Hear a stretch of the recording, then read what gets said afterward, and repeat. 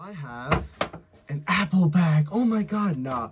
It is going to be the iPhone 16 Pro. And let's open this bad boy up. So we're just gonna pull the tab here. Boom. And boom. Here we go. Flip the box around and just slowly let it drop. The brand new iPhone 16. So this is actually my first time ever seeing this. I've seen this in a lot of unboxings where it's just a simple white thing on the screen that has the power button, the former mute switch, but now is the action button, and the up and down, and where the charger goes. So pretty simple. I mean, iPhones are always been very simple and stuff like that.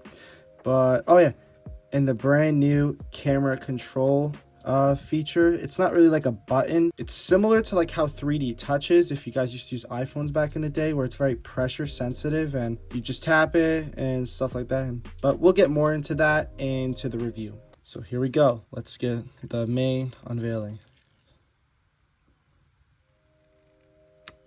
That's it. Brand new desert titanium. It looks a lot more like pale bronze, less gold, but let's turn it on. All right, here we are. The hello. We have obviously the languages and stuff like that. But before we get into that, let's talk about the other stuff that comes in the box. So obviously no more SIM tool since this phone is eSIM only. You get this nice braided USB-C cable. Unfortunately, only USB 2 still, not USB 3. The only other thing is this. Also, no more Apple stickers, unfortunately. And let's get to the phone. So the phone, I have obviously the hello here. English, United States. It's default. And we can set up with another device. I'll do this off screen so I don't dox myself or accidentally leak my personal info, so I'll cut back to that when we get there. All right, so some time has passed. I actually got a case and a screen protector. I actually had to go to work. It took a really long time to set up for some reason because my iCloud backup wasn't really working. But yeah, the phone is fully set up here, exactly like the iPhone 15 or 14 Pro if you already have it. The smooth 120 hertz display. It's got the dynamic island. It's just a really overall great experience. But yeah, let's cut back to past me so we can continue talking about the phone.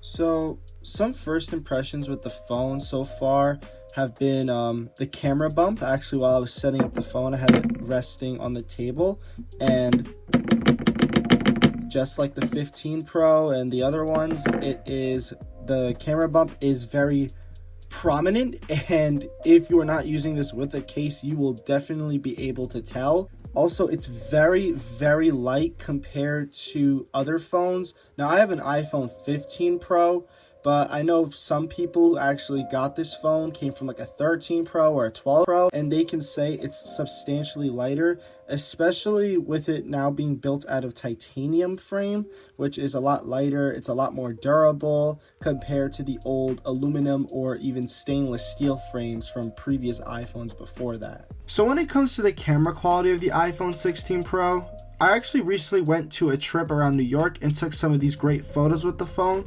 So the new 48 megapixel ultra wide camera and the new advanced night mode has made a really big difference, especially capturing stuff in incredible detail when it comes to low light. So I'm showing some pictures right now of like the Barclays Center at night. Plus, with the new telephoto lens, I was able to zoom in and zoom out without losing that much clarity. Really great results when it comes to the phone. Since I know somebody out there will be asking, I do have a 25x zoom picture here, so that's for all you to see. Now, should you buy this phone? Yes. If it's a big upgrade for you, I would recommend it. Again, this is more like a stopgap year between the iPhone 16 and the 17.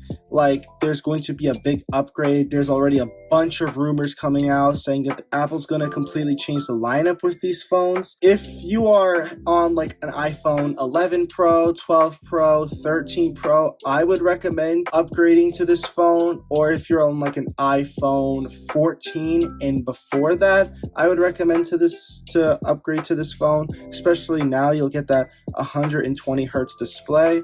So my phone's still updating, so I can't really show you at the moment. But when it comes to a case, you'll still definitely need a case and a screen protector, especially this is $1,000. The phone screens have gotten a lot better over time, but it's still glass, and any drop, no matter how durable, will crack glass eventually. So I would always recommend you rock a case and a screen protector, especially with the back with the frosted glass. It looks really nice and premium, but you obviously don't want that cracked or anything. But if you have Apple Care and stuff like that, then it really shouldn't be a worry to you. But yeah, if you like that, then by all means.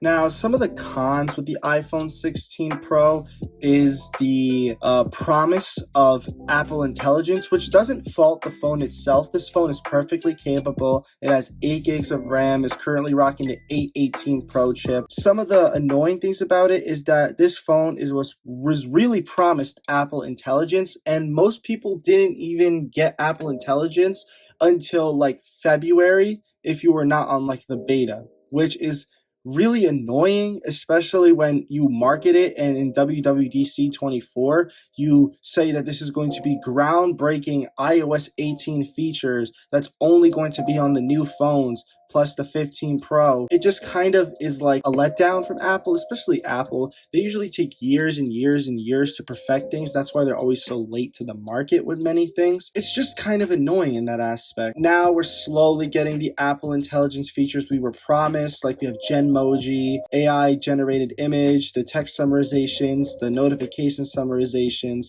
but we still don't have the LLM Siri yet, which won't come until next year with the iPhone 17, maybe like a midway cycle update, or even to the iPhone 18. So again, like Apple should have kept to their promise, or they shouldn't have said anything at all. I mean, this phone would have been fine as a stopgap here. It has the new camera control button. It has like, a better and upgraded design, better battery life. It's a lot cooler in my hands. Even just using my 15 Pro daily, that phone gets very hot very quickly. So some of the big upgrades with the iPhone 16 Pro is that it now has a 48 megapixel wide lens camera and a 48 megapixel ultra wide lens camera. Still a 12 megapixel telephoto lens, which is still a bit of a drawback at this point. And that's all today, guys. So if you guys have a 16 Pro, let me know if you guys have it down in the comments below. Let me know how it's rocking with you guys. I will be using this phone as a secondary phone to my iPhone 15 Pro because it's going to be more like a work phone for me. So I'll give you guys maybe in like 6 months a long-term review with the phone, see how it handles, see if it's working right, if any new Apple Intelligence features. So like and subscribe for that one. And that's pretty much it. Thank you guys for watching. Please like, subscribe, and I'll see you guys next time.